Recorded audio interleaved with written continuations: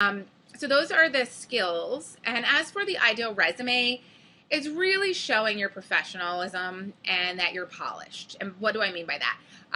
Did you graduate from school? What was your GPA? Because they will look at that. Your major doesn't really matter so much as your people skills. How are you interacting? They're looking more for the person in the interview who can easily handle stress. They may ask you stress-related questions, how you handled a rough project or multiple deadlines and how you handle that. What if you dealt with a difficult client?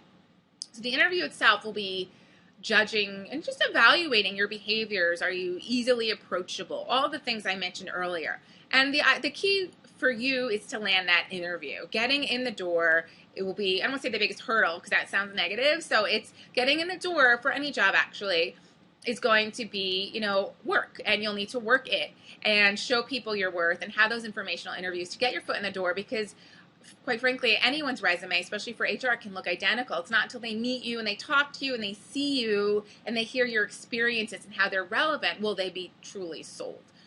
And then once you're in the door to succeed on the job, it really boils down to running with it. What skills are you developing? Where do you want to take your career? What qualities are you looking for in the career trajectory? All relate back to your people skills or soft skills. Can you handle pressure? Can you handle confidentiality?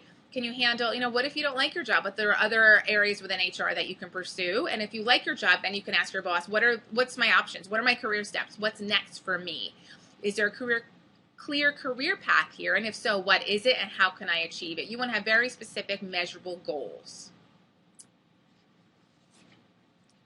So those are the basics, the high level of working in HR. It can be a very, very rewarding career with a lot of options. You never feel like it's a dead end because there's so many different areas within HR.